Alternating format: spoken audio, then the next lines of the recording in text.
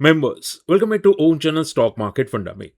अब देखो बात करते हैं मार्केट कल कैसा रहेगा, क्या मार्केट में कंटिन्यूसली सेलिंग आएगी। अब देखो मैं अगर वन शॉट आंसर करूँ ना तो फ्राइडे को हमारा मार्केट पॉजिटिव था, ग्लोबल मार्केट नेगेटिव थे और फ्राइडे को एफआई की बाइंग आ रही थी। ठीक है, तो ऐसे वीक मार्केट के अंदर हमारा एफआई वापस आ रहा है, थोड़ा थोड़ा करके एंट्री करने की कोशिश कर रहा है। अब देखो मैंने अभी एक रिसेंटली वीकली वीडियो बनाया था और काफी लोगों ने पसंद किया था और काफी लोगों के एक ही क्वेश्चन आ रहे थे, क्या मंडे को गैप डाउन ओपन होगा, क्या मंडे को ये बहुत बड़ा फॉल आएगा। ठीक है, यही एक बहुत बड़ा क्वेश्चन था। देखो समझो बात को, सी मार्केट है तो डेफिनेटली ट्रेंडिंग है पॉजिटिव साइड पे थोड़ा बहुत, ठीक है। बट ग्लोबल मार्केट में फॉल है तो फॉल आने का चांसेस तो रहता ही है। अब ऐसा तो है नहीं कि लाइक कोविड में मार्केट सभी ग्लोबल मार्केट ने क्रैश किया, हम हमारा नहीं करेगा, ऐसा तो है नहीं। ठीक है, तो कोविड के टाइम पे भी हमारा मार्केट ने रिएक्ट किया था, रशिया यूक्रेन की वार में भी किया था, ईरान यूएस की वार में भी किया था। ठीक है, तो अगर ग्लोबल मार्केट रिएक्ट करता है तो निफ्टी को थोड़ा थोड़ा तो रिएक्ट करना ही पड़ेगा। हाँ, मान लो ज्यादा क्रैश ना हो बट रिएक्ट तो करना ही पड़ेगा। तो अभी के लिए क्या दिखाई दे रहा है कि अगर मार्केट मंडे को गैप डाउन ओपन हो, ठीक है, मान लो कि एग्जांपल है कि भाई चलो गैप डाउन ओपन हो गया, तो मार्केट कहां जा सकता है। तो देखो ये ऑलरेडी फ्राइडे को ट्रेंडिंग था, अब इसको ट्रेंड को ब्रेक करने के लिए 24,240 के नीचे ओपन होना होगा। यानी कि 100 पॉइंट नीचे अगर ओपन होता है तो वापस 24,160 24,120 तक जाने की मार्केट कोशिश करेगा, जो एक ट्रेंड फील का संकेत है। तो हो सकता है कि वापस एक बार के लिए 24,000 को रीटेस्ट करने की कोशिश करे अगर गैप डाउन ओपन हुआ तो। एंड मान लो कि भगवान करे कि भाई मार्केट पॉजिटिव हो गया, कोई भी वीकेंड में न्यूज नहीं है, ट्रम्प बोला कि भाई हम लोग सब कुछ पॉजिटिव है, अब हम लोग सुलह करेंगे वगैरह वगैरह, ऐसी बकवास बात वापस स्टार्ट कर दी। ठीक है, ट्रम्प ने, क्योंकि वो हमेशा सट्टेबाज है, सट्टा खेलता रहता है। तो अगर ऐसी बात की और अगर market stable to gap up open हुआ तो फिर ब्रेकआउट से कोई नहीं रोक पाएगा। ठीक है, तो फिर मार्केट क्या होगा, यहां से इजीली 24,500 को मंडे ही टेस्ट करेगा। सो मोरल ऑफ द स्टोरी क्या है कि मार्केट गैप डाउन ओपन होगा या गैप अप, उस पे मार्केट का ट्रेंड डिसाइड होगा मंडे को। अगर गैप डाउन ओपन होगा तो एक फॉल हो सकता है मार्केट को, क्योंकि ट्रेंड ब्रेक होगा। अगर गैप अप ओपन होगा तो ये प्योर ब्रेकआउट कंटिन्यू करेगा और 24,500 को टेस्ट करेगा। ठीक है, ये थी ट्रेडर्स की बात। रिटेल के लिए सिर्फ इतना समझो, देखो रिटेल आप लोग को घबराना नहीं है। ठीक है, आप लोग को जरा से भी घबराना नहीं। ये वार पहले इतनी इंटेंसिफाई थी, तब तक कुछ नहीं हुआ, तो अब क्यों होगा। बात समझ में आ रही है। तब तो पहले 22,000 का भी पैनिक आ रहा था, अब तो 22,000 का भी पैनिक नहीं है। तो अगर ज्यादा से ज्यादा खराब से खराब सिचुएशन में मार्केट गिरा तो 23,200 आएगा, खराब की बात कर रहा हूं। ठीक है, तो अभी ज्यादा घबराओ मत, डरो मत, हर चीज में डरना सही नहीं होता। ठीक है, ओके। अब देखो ये मैंने वीडियो बनाया था, उसके बाद क्या क्या चेंजेस आए, ध्यान से सुनना।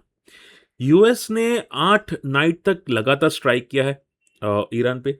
ठीक है, तगड़े स्ट्राइक्स हो रहे, और मैंने ये तक सुना है कि अभी ईरान जो है ना, वो दुबई के एयरपोर्ट पे स्ट्राइक करने वाला है, क्योंकि सभी लोग जानते हैं कि दुबई कितना पॉपुलर है। ठीक है, वहां पे ज्यादातर टूरिस्ट आते रहते हैं। तो चांसेस है कि अगर ईरान लगातार वहां पे अटैक करता रहता है तो हो सकता है वो डैमेज करे, और अगर डैमेज करता है तो आप ये समझ के चलो कि यूएस पे प्रेशर आएगा। ठीक है कि भाई देखो, यूएस की स्टेट तक, सिटी तक, कंट्रीज तक तो ईरान की मिसाइल पहुंचेगी नहीं, तो वो कहां तक पहुंचेगी, आसपास की जगह पे पहुंचेगी। तो आसपास कहां पे है, दुबई है। ठीक है, यूएई, दुबई के अंदर ये सभी जगह पहुंचेगी। इसकी वजह से दुबई को सबसे ज्यादा बड़ा टारगेट कर सकते हैं। सो बी केयरफुल, जो लोग दुबई से हैं थोड़ा केयरफुल रहेगा, कॉशियस रहेगा। इसके अलावा यूएस का डेट देखो आप यहाँ पे, सी 39.5 ट्रिलियन डॉलर तक पहुंच चुका है। अगर आप देखोगे तो उनका जो क्रूड ऑयल रिजर्व्स है, क्रूड ऑयल का, वो 1983 के लोएस्ट लेवल तक पहुंच चुका है। ठीक है, और ट्रंप ये बोल रहा है कि हमारा सिर्फ एक ही मकसद है कि न्यूक्लियर वेपन ईरान नहीं बनाएगा। ठीक है, देखो आप सिंपल समझो, ये ट्रंप क्यों कर रहा है, समझो बात को। सिंपल बात है, क्योंकि ट्रंप की डॉलर्स की मोनोपोली है। ग्लोबल मार्केट में करेंसी किसकी है, यूएस डॉलर्स की, इसकी मोनोपोली है। अगर ये जो कंट्रीज हैं, ठीक है, ये जो कंट्रीज है अगर न्यूक्लियर वेपन बना लेते हैं तो उनका सबसे बड़ा जो मेन मोनोपोली है, पूरी दुनिया में मोनोपोली है, वो क्रूड ऑयल है। तो उनकी करेंसी मेन हो जाएगी। ठीक है, तो क्या न्यूक्लियर वेपन होगा तो वो किसी पे भी अटैक कर सकते हैं, तो एक डर बना रहेगा ग्लोबल मार्केट में। ठीक है, तो चांसेस बहुत है कि उनकी मेन करेंसी बन जाएगी। तो ये जो है ना, ट्रंप ये करने की कोशिश करे, बट देखो हर बंदे को आप झुका नहीं सकते। ठीक है, हर बंदे को झुका नहीं सकते। सोनम वांगचुक ने यहां पे क्या मोदी को झुकाया, नहीं झुका पाया। तो हर बंदे को झुका नहीं सकते। बट देखो मोरल ऑफ द स्टोरी क्या है कि अगर आप सही है, ठीक है, अगर आप सही है तो एक बार के लिए बात तो सुननी चाहिए। ठीक है, अगर मान लो कि भाई एजुकेशन मिनिस्टर का रिजाइन मांग रहे हैं तो वो ऐसे ही नहीं मांग रहे, एक बार सुननी तो चाहिए बात।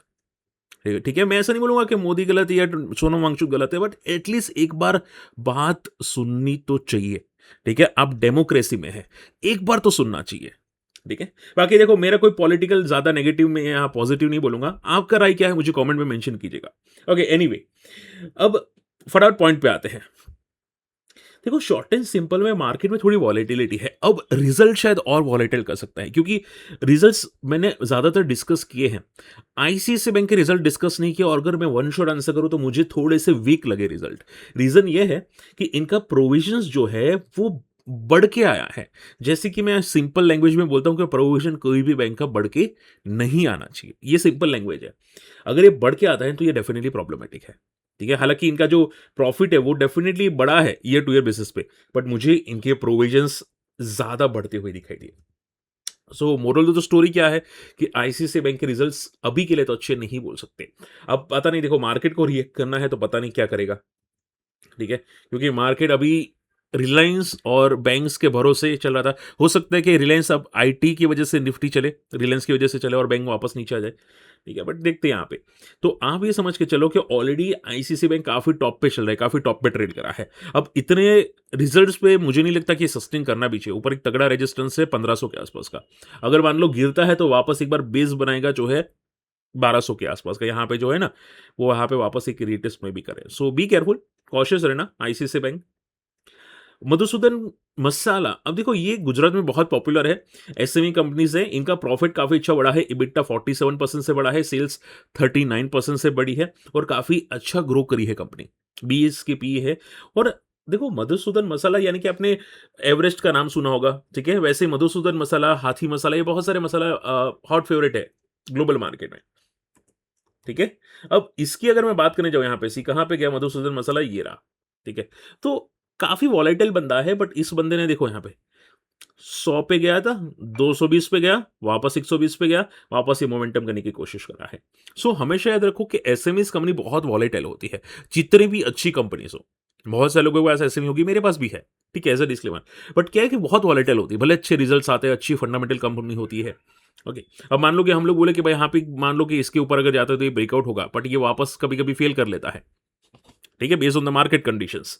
सो थोड़ा केयरफुल रहना पड़ता है। एसएमईज़ कंपनी में कभी-कभी टॉप पे एंट्री करना बहुत रिस्की बन जाती है, ठीक है? क्योंकि वो बॉटम पे पटक देती है, भले अच्छी कंपनीज़ हो।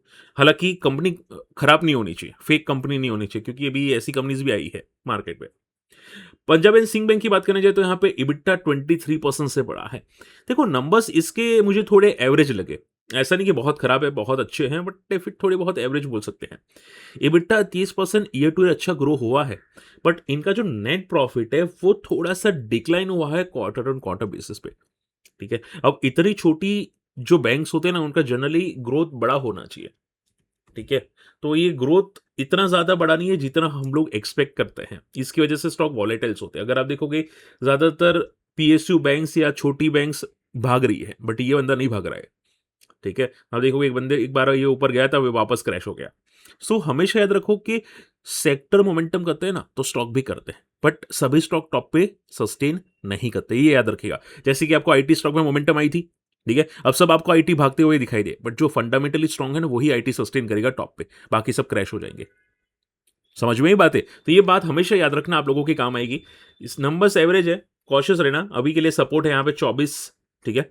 और नंबर्स इतने खराब भी नहीं है, एवरेज नंबर्स है। 30 का एक बहुत बड़ा रेजिस्टेंस, एक बार 30 ब्रेक होगा तो वापस एक बार हो सकता है कि रीटेस्ट करे, okay? So be careful, market में थोड़ा वॉलेटिलिटी है। बंसल इंजीनियरिंग के बहुत अच्छे नंबर्स है। देखो इस बंदे ने 57% का इबिटा ग्रो किया है, 53% की सेल है। अब मैंने कंपनी का थोड़ा डिटेल रिसर्च किया तो मुझे पता चला कि कंपनी एक्सपेंशंस करी है, अपनी कैपेसिटी यहाँ पे बढ़ा रही, 75,000 से लेके यहाँ पे 1 लाख तक यहाँ पे करती हुई दिखाई दी है मेट्रिक टन पर एनम पे, ओके? और यहाँ पे 200 करोड़ का कैपेक्स भी करी है, जो ये कंप्लीट होगा FY 28 के अंदर, ठीक है? तो शॉर्ट एंड सिंपल में भंसाली इंजीनियरिंग एक टाइम पे बंदा दम वाला था, हालाँकि थोड़ा वीक हो गया था बीच में, बट अभी जो कैपेक्स करी है, अभी जो रिजल्ट्स आए हैं, वो बहुत ही दमदार रिजल्ट है। आप यहाँ पे देखो 82 करोड़ का इबिट्टा आया है, बहुत बड़ा इबिट्टा है यहाँ पे, ठीक है? और वैल्यूएशंस के हिसाब से बहुत पॉजिटिव है। तो ये बंदा हर बार क्या करता है पता है? बॉटम पे जाता है, ऊपर जाता है, वापस बॉटम पे जाता है, वापस ऊपर जाता है, वापस बॉटम पे जाता है, वापस ऊपर जाता है, ठीक है? तो थोड़ा वॉलेटाइल स्टॉक है, बट हाँ, बंदे में दम है ज़रूर, नंबर्स अच्छे आ रहे हैं और काफ़ी टर्न अराउंड नंबर्स, ये नंबर्स टर्न अराउंड हम लोग बोल सकते हैं। ओके, तो डेफ़िनिटली बंदे में दम है। एक टाइम पे ₹20 का स्टॉक था, फिर 160 तक चला गया था, तो बंदे में दम तो है। Okay, last not the least 2 number हैं इंडिया सीमेंट और आईडीबीआई बैंक के। देखो नंबर्स अगर मैं वन शॉट डिस्कस करूँ तो इंडिया सीमेंट के नंबर्स अच्छे ज़रूर हैं, बट इतने भी अच्छे नहीं हैं कि हम लोग बोले कि बहुत अच्छे हैं। क्योंकि बड़े प्लेयर्स ऑलरेडी मान के चल रहे थे कि इंडिया सीमेंट्स के नंबर अच्छे आ सकते हैं। ठीक है, हम लोगों ने बीच में इनकी कमेंट्री कंपनी की सुनी थी। ठीक है कि कंपनी प्योर टर्न अराउंड होने वाली है, ऐसी कमेंट्री सुनी थी जब लॉस मेकिंग था। अब इनके कमेंट्रीज के बाद अगर आप देखोगे तो EBITDA 87% से ग्रो हुआ है। ठीक है, but quarter to quarter net profit देखे तो वो थोड़ा डिक्लाइन आपको होता हुआ दिखाई दिया है। सो नंबर्स अच्छे हैं बट इतने भी नहीं। हालांकि नंबर्स ये हम लोग बोल सकते हैं एक्सपेक्टेड है, क्योंकि देखो ग्लोबल मार्केट में जो वार थी उसकी वजह से सीमेंट सेक्टर के मार्जिन कम होने वाले थे, ये पक्की बात थी। ठीक है, क्योंकि मार्जिन बहुत इनका रॉ मटेरियल बहुत ज्यादा एक्सपेंसिव हो चुका था। तो हम लोग शायद ज्यादा नेगेटिव ना बोले, बट वन वन शॉट में कंपनी ग्रो करी है। तो अगर मान लो ये वॉलेटाइल होता है, ठीक है, जस्ट एग्जांपल के भाई वॉलेटाइल हुआ, पैनिक हुआ, तो ये हर बार नीचे जाके सपोर्ट ले लेता है, जो अराउंड 50 मूविंग एवरेज है इसका। देखो यहाँ पे से आके सपोर्ट ले लेता है। तो अभी जो इसका 50 मूविंग एवरेज है यहाँ पे वो है 320 का। अगर ये बेस बनाता है तो यहाँ पे बाउंस बैक करने की कोशिश कर सकता है। ठीक है, ऊपर एक रेजिस्टेंस है 480 का, बट हाँ इतने स्ट्रॉन्ग नंबर्स नहीं है कि भाई ये बोले कि भाई ये लेवल तोड़ेगा। कंपनी की कमेंट्री अगर अच्छी आती है तो शायद टर्न अराउंड बोल सकते हैं। तो अभी के लिए नंबर्स एवरेज है, be cautious. IDBI bank numbers भी एवरेज है, एसेट क्वालिटी इंप्रूव हुई है, बट नंबर्स मुझे इतने पसंद नहीं आए। अगर हम लोग इनके नंबर्स को देखें यहाँ पे, तो प्रॉफिट सिर्फ 5% से बड़ा है, जो इतना स्ट्रॉन्ग नहीं बोल सकते। ठीक है, तो एवरेज नंबर्स है। हालांकि इस बार जो बैंक्स के नंबर्स आए हैं वो ज्यादातर एवरेज नंबर्स आए हैं। हालांकि आईडीबीआई बैंक में रीसेल की बात कर रहे हैं। ठीक है कि भाई ये रीसेल होने वाली है बैंक, बट अभी के लिए इसका चार्ट्स भी देखोगे तो इसने कोई ज़्यादा आउट परफॉर्मेंस नहीं दिया है। जब भी ऊपर ज़्यादा पिट जाता है तो ऊपर एक बहुत बड़ा रेजिस्टेंस इसने फेस किया 120 का। ठीक है, तो नंबर्स इतने भी खास नहीं है इसके। चलिए देखो, ज़्यादातर चीज़ें डिस्कस की है। शॉर्ट एंड सिंपल में अगर आप पूछे कि सर आपको फंडामेंटली बैंक्स या किसके रिजल्ट्स अच्छे लगे, तो मुझे मधुसूदन के नंबर्स थोड़े ज़्यादा बेटर लगे और बीईपीएल के नंबर्स थोड़े ज़्यादा बेटर लगे यहाँ पे। ओके, एनीवे, फटाफट आप लोगों की क्वेरी डिस्कस करें। सबसे पहली जो क्वेरी मुझे दिखाई दी है वो है एसबीआई फंड आईपीओ। मुझे किसी ने पूछा था कि सर लिस्टिंग पे स्ट्रेटजी क्या रहेगी। देखो जनरली कहना बहुत मुश्किल है कि लिस्टिंग पे स्ट्रेटजी क्या रहेगी, क्योंकि मार्केट पे डिपेंड करता है। ठीक है, बट होता क्या है, मैंने देखा है कि जितना हाई डिमांडिंग आईपीओ होता है ना, ठीक है, वो लिस्टिंग एंड अच्छे देने की कोशिश तो पूरी करता है। जैसे कि बजाज हाउसिंग फाइनेंस अगर आपको याद हो तो, ठीक है, उसने भी लिस्टिंग गेन अच्छा दिया था बजाज हाउसिंग फाइनेंस ने। फिर यूटीआई एएमसी का आईपीओ आया था अगर आपको पता है तो, ठीक है, उसने भी लिस्टिंग गेन अच्छा दिया था, उसके बाद भागने की कोशिश की थी। तो होता गया है कि जो हाई डिमांडिंग आईपीओस होते हैं ना, वो लिस्टिंग में मान लो थोड़ा टेम्पररी भूल करते हैं तो वो भागने की कोशिश करते हैं, बट हाँ वो टेम्पररी मूव करते हैं। ठीक है, बजाज हाउसिंग फाइनेंस भी आपने देखा होगा कि टेम्पररी मूव किया था। अगर किसी को याद नहीं है, देखो यहाँ पे ये लिस्टिंग के बाद 150 का स्टॉक 190 गया था, फिर वो कितना बड़ा क्रैश हुआ। अब जिसने 190 पे एंट्री की होगी तो वो तो ट्रैप हुआ होगा। ठीक है, तो एक वैल्यूएशंस हमेशा याद रखनी चाहिए। ठीक है, तो इसकी जो औकात है, या आप बोल सकते हैं एसबीआई फंड, इसकी जो लिमिटेशंस है, ठीक है, वो ज्यादा से ज्यादा 25% की है लिमिटेशंस, क्योंकि फिर उसके बाद थोड़ा वैल्यूएशंस महंगा हो जाएगा। ठीक है, फिर बहुत केयरफुल लेना पड़ेगा, क्योंकि कभी भी कुछ भी हो सकता है। आई बात समझ में? सो माइंड एकदम क्लियर रखना। एक लिमिट होती है वैल्यूएशंस की। ठीक है, और देखते हैं यहाँ पे वैल्यूएशंस क्या रहती है इसकी। अभी तो 16% का ग्रे मार्केट है। ठीक है, तो थोड़ी हो सकता है कि इस लिस्टिंग के बाद थोड़ी वैल्यूएशंस पॉजिटिव स्टिल रहे, बट वो लिमिट हो जाएगी, फिर वो बहुत ज्यादा नहीं हो पाएगी। ठीक है, ऐसा नहीं होगा कि मतलब कुछ मतलब भाग ही जाए बहुत तगड़ा वाला, थोड़ा बहुत बहुत भागे शायद। ओके, पॉलीकैप की बात करते हैं। पॉलीकैप किसी ने पूछा था sir why is Polycab falling. See मैं पहले ही बता चुका था कि पॉलीकैप के जो नंबर्स आ रहे हैं वो जस्टिफाई नहीं करते कि स्टॉक टॉप पे सस्टेन करे। ठीक है, क्योंकि नंबर्स में ग्रोथ नहीं है क्वार्टर ऑन क्वार्टर। होता क्या है कि स्टॉक जो भी बहुत ज्यादा भागा हुआ स्टॉक होता है, टॉप पे ट्रेड करता है, लाइफ पे ट्रेड करता है, उसको अपने नंबर्स को जस्टिफाई करना पड़ता है क्वार्टर ऑन क्वार्टर। ठीक है, अगर वो नहीं कर पाता तो स्टॉक में फॉल आ जाता है। और इसके क्वार्टर टू क्वार्टर में EBITDA आई थिंक थोड़ा वीक था, कम था। तो इसकी वजह से नंबर्स सस्टेन नहीं कर पा रहे हो और आप देखोगे यहाँ पे एक सपोर्ट है जो है 7,000 का। ऐसा नहीं कंपनी खराब है, बट वैल्यूएशंस के सबसे बड़े प्लेस प्रॉफिट बुक कर लेते हैं और कुछ नहीं, ठीक है? तो ये बेस बनेगा, वापस बाउंस करेगा, वापस टॉप से फॉल करेगा, वापस बाउंस करेगा, बस उतना ही होता है, खेल होता है ये सब, ठीक है? तो ये बेस बना रहा है और कुछ नहीं, सपोर्ट आ रहा है, सपोर्ट पे आ रहा है। लास्ट नॉट द लीस्ट आ जाता है यहाँ पे वेदांता पावर। देखो मैंने अभी देखा कि वेदांता पावर लाइफ लो पे आ चुका है, 52 एक लो पे आ चुका है। सो ये देखो होता क्या है कि रिसेंटली जो लिस्टेड स्टॉक्स होते हैं ना, थोड़े वॉलेटाइल तो होती है। डीमर्जर वाली कंपनी थोड़ी वॉलेटाइल तो होती है, ठीक है? ये अभी रिसेंटली बहुत अच्छे भागे थे लिस्टिंग के बाद, वापस आ गए, ठीक है? बट जनरली देखो वैल्यू अनलॉकिंग होती है ना, तो मार्केट पॉजिटिव ट्रेंड पे वापस पॉजिटिव हो जाते हैं। ओके, तो वेदांता पावर अगर आप देखोगे तो इसकी पी कितनी है? 24 की है। कितनी है? 24 की पी है। अगर हम लोग पीयर कंपैरिजन भी यहाँ पे करें तो ये पीयर कंपैरिजन मार्केट में काफी सस्ता ट्रेड करा है पी में, ठीक है? तो ऐसा नहीं कि बहुत ज्यादा ओवर वैल्यूड हो चुका है, बट क्या है कि मार्केट कंडीशंस के हिसाब से थोड़ा टेम्पररी प्रॉफिट बुकिंग आ जाती है। बात समझ में आ रही है? सो ठीक है, थोड़ा वॉलेटाइल होता है कभी कभी, बट हमेशा याद रखो कि हर लेवल पे एंट्री करना रिस्की हो जाता है। भाई बहुत सारे लोग टॉप पे एंट्री करते हैं, फिर थोड़े-थोड़े फॉल पे एवरेज करना स्टार्ट कर देते हैं। ये रिस्की हो जाता है, क्योंकि 50 डे एक लो ब्रेक करना वापस वो नेगेटिव हो जाता है, याद रखिएगा। ठीक है? चलिए, होप आज का वीडियो समझ में पसंद आया, एटलीस्ट लाइक कर देना, वीडियो शेयर कर लेना, फ्री टेलीग्राम में नहीं है जाके ज्वाइन कर लेना, सर्च कर लेना माई स्टॉक मार्केट फंडा। मिलते अगले वीडियो में, बाय।